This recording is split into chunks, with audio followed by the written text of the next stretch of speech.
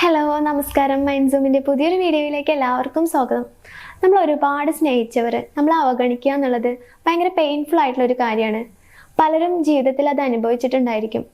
നമ്മളെ അവഗണിക്കുന്നവരോട് എങ്ങനെയാണ് റിയാക്ട് ചെയ്യേണ്ടത്, അല്ലെങ്കിൽ അവർക്ക് നമ്മുടെ സ്നേഹം മനസ്സിലാക്കാൻ എന്തൊക്കെ ചെയ്യാൻ സാധിക്കും എന്നുള്ളതിനെക്കുറിച്ചാണ് നമ്മൾ ഇന്ന് ഈ വീഡിയോയിൽ ഡിസ്കസ് ചെയ്യുന്നത്.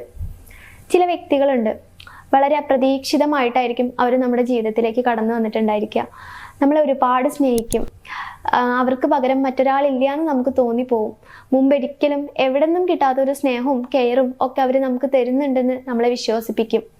അങ്ങനെ ഒരു സിറ്റുവേഷനിൽ നമ്മളും തിരിച്ച് വളരെ അഡിക്റ്റഡ് ആയിട്ട് സ്നേഹിച്ചുകൊണ്ടിരിക്കും. പെട്ടെന്ന് ആ ലവ് ബോംബിങ്ങിനൊക്കെ ശേഷം അവരങ്ങോട്ട് അപ്രത്യക്ഷമാവും. ഒരു ഗോസ്റ്റിംഗ് എന്നൊക്കെ നമുക്ക് പറയാം. പിന്നെ അവരുടെ കോളില്ല, മെസ്സേജ് ഇല്ല. നമ്മൾ അങ്ങോട്ട് കോണ്ടാക്ട് ചെയ്യാൻ ശ്രമിച്ചാലും അവരെടുക്കില്ല. ഇനി എടുത്താൽ തന്നെ എന്തെങ്കിലുമൊക്കെ പറഞ്ഞ് നമ്മളെ നൈസായിട്ട് അങ്ങോട്ട് ഒഴിവാക്കും. ഈ രീതിയിലൊക്കെ ആയിരിക്കും. നമ്മളാണെങ്കിലോ ഇവരെക്കുറിച്ച് ആലോചിച്ച് 24 മണിക്കൂറും മനസ്സ് വിഷമിച്ച് കരഞ്ഞിരിക്കുകയായിരിക്കും. എപ്പോഴും ഇവരുടെ കോൾ വരുന്നുണ്ടോ, മെസ്സേജ് വരുന്നുണ്ടോ എന്നൊക്കെ നോക്കിയിരിക്കുകയായിരിക്കും. അതുപോലെ നമുക്ക് ആരോടും സംസാരിക്കാൻ സാധിക്കില്ല, ഒരു ജോലി ചെയ്യാൻ സാധിക്കില്ല, പഠിക്കാൻ സാധിക്കില്ല, ഉറങ്ങാൻ കഴിയില്ല. അങ്ങനെ ഭയങ്കര വിഷമത്തിലായിരിക്കും.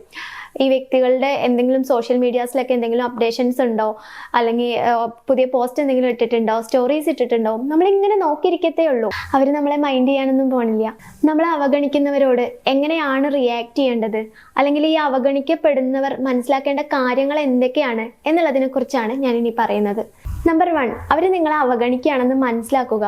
ചിലരുണ്ട്, അവർക്ക് സംസാരിക്കാൻ താല്പര്യമില്ല എന്നോ അല്ലെങ്കിൽ നമ്മളോട് ഇഷ്ടമില്ല എന്നൊന്നും ഓപ്പൺ ആയിട്ട് പറയില്ല. പകരം അവർ പറയുന്നത് എന്തായിരിക്കും, അവർ കുറച്ച് ബിസിയാണ്, അല്ലെങ്കിൽ കുറച്ച് ഇഷ്യൂസ് ഉണ്ട്, നമുക്ക് പിന്നെ സംസാരിക്കാം എന്നുള്ള രീതിയിലൊക്കെ ആയിരിക്കും.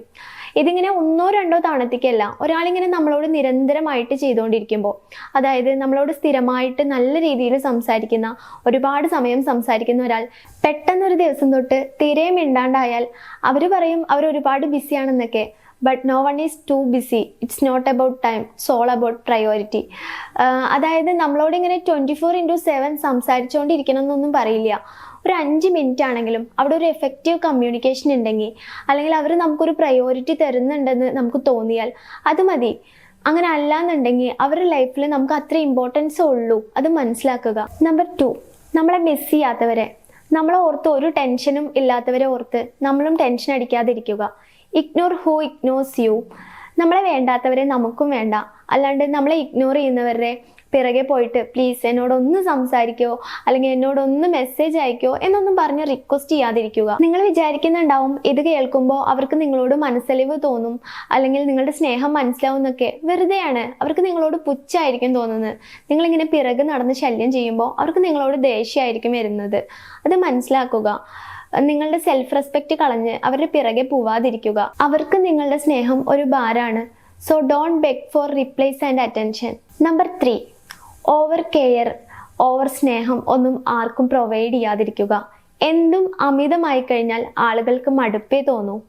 അതായത് നമ്മളിങ്ങനെ ഒരുപാട് സ്നേഹം അങ്ങോട്ട് കൊടുക്കുമ്പോൾ തിരിച്ചും നമ്മൾ ഒരുപാട് എക്സ്പെക്റ്റ് ചെയ്യും. അത് കിട്ടാണ്ട് വരുമ്പോൾ നമ്മൾ ഒരുപാട് നിരാശരാകും.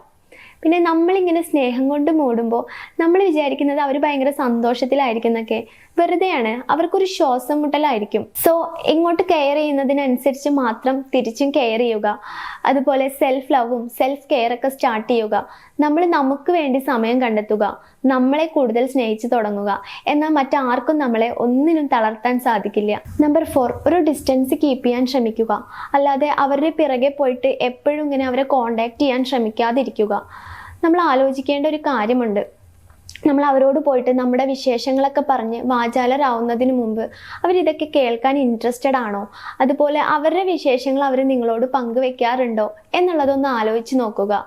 അല്ലെങ്കിൽ നമ്മളിങ്ങനെ ഒരു എസ്സേ കണക്കിന് നമ്മുടെ വിശേഷങ്ങളും ഫീലിങ്സൊക്കെ മെസ്സേജായിട്ട് അയക്കുമ്പോൾ ചിലപ്പോൾ അവരുടെ റിപ്ലൈ ഭയങ്കര ഷോർട്ടായിട്ട് ഓക്കെ എന്നുള്ള രീതിയിലൊക്കെ ആയിരിക്കും.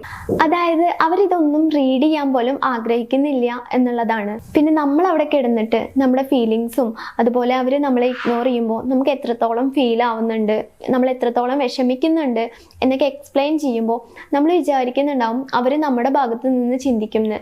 എല്ലാം വെറുതെയാണ്. അവർ നമ്മുടെ അവസ്ഥയൊന്നും മനസ്സിലാക്കാൻ പോണില്ല. അവരുടെ മുന്നിൽ നമ്മളൊരു ജോക്കർ മാത്രമായിരിക്കും.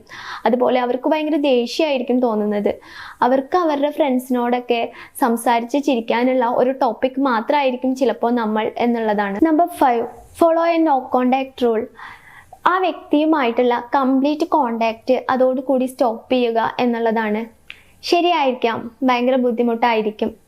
പക്ഷേ ഇനി അവിടെ നിന്ന് കഴിഞ്ഞാൽ നമുക്ക് അതിനേക്കാൾ ബുദ്ധിമുട്ടായിരിക്കും. നമ്മൾ ഒരു കാലത്ത് നമ്മളെ ഒരുപാട് സ്നേഹിച്ച ആ വ്യക്തിക്ക് ഇന്ന് നമ്മളുടെ സ്നേഹം ഒരു ഭാരമാണ്. മേ ബി റിലേഷൻഷിപ്പിന്റെ തുടക്കത്തിലൊക്കെ അവർ ഒരുപാട് എക്സൈറ്റ്മെന്റും ആവേശത്തിൻ്റെ ഒക്കെ പുറത്ത് നമ്മളോട് ഒരുപാട് സ്നേഹമൊക്കെ കാണിച്ചിട്ടുണ്ടായിരിക്കും. പക്ഷെ ഇന്ന് ആ സ്നേഹത്തിന്റെ തരി പോലും അവർക്ക് നമ്മളോടില്ല എന്നുള്ളതാണ്. അങ്ങനെ ഉണ്ടായിരുന്നെങ്കിൽ നമ്മൾ ഇത്രയും വേദനിക്കുന്നത് കണ്ടു നിൽക്കാൻ ആ വ്യക്തിക്ക് സാധിക്കില്ലായിരുന്നു. നിങ്ങളുടെ സന്തോഷം നഷ്ടപ്പെടുത്തിയിട്ടുള്ള, നിങ്ങളുടെ നിഷ്കളങ്കമായിട്ടുള്ള ആ പുഞ്ചിരി നഷ്ടപ്പെടുത്തിയ ആ ഒരു റിലേഷൻഷിപ്പ് അതിന് എത്ര വേണ്ടപ്പെട്ടതാണെങ്കിലും തിരികെ അങ്ങോട്ട് പോവാതിരിക്കുക. നമ്മൾ എല്ലാത്തിനേക്കാളും വലുത് നമ്മുടെ സന്തോഷമായിരിക്കണം. മറ്റെന്തിനേക്കാളും ഇമ്പോർട്ടൻസ് കൊടുക്കേണ്ടത് നമ്മുടെ മെൻ്റൽ ഹെൽത്തിനാണ്. നമ്മുടെ സെൽഫ് ലവും സെൽഫ് കെയർ ഒക്കെ സ്റ്റാർട്ട് ചെയ്യുക.